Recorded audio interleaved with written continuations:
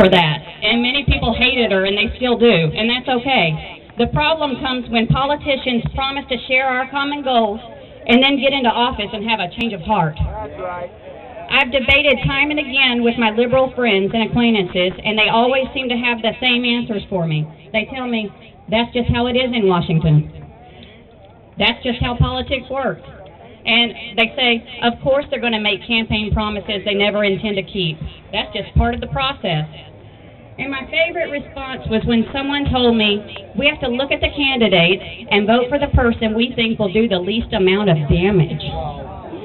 When I have these conversations, I'm reminded that politics only works that way because we, the people, have allowed it.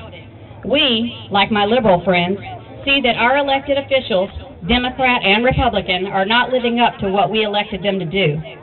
They scheme to get their earmarks added into every bill. They spend ungodly amounts of our money, and they don't even bother to read the fine print. Woo!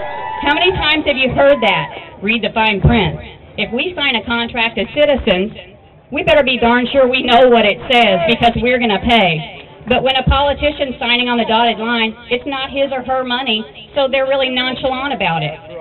Everyone assumes that somebody read it, and whoever that person is, they wouldn't be pushing for it if it wasn't good for the American people. We have to stop thinking like this, and we have to hold our politicians to a higher standard. They haven't changed thus far because we haven't made them.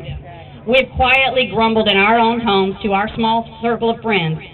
How well has that been working? No! If you're here, you're likely fed up with the government, with the direction our government is trying to drag our country. Quietly venting to your friends and family does nothing but blow off a little steam.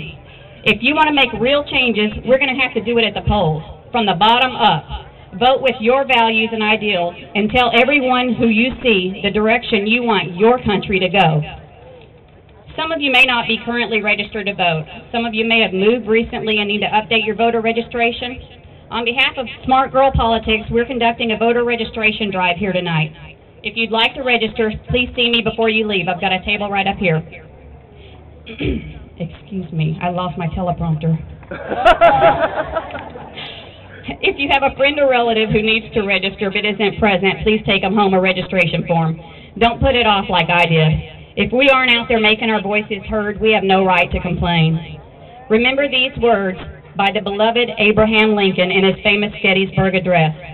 This nation, under God, shall have a new birth of freedom, and that government of the people, by the people, for the people, shall not perish from the earth.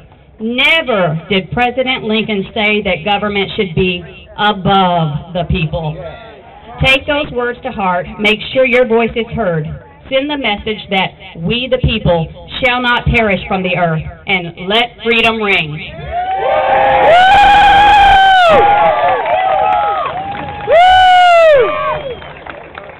Congressman Hall will be leaving shortly, and he would like to take all the tea bags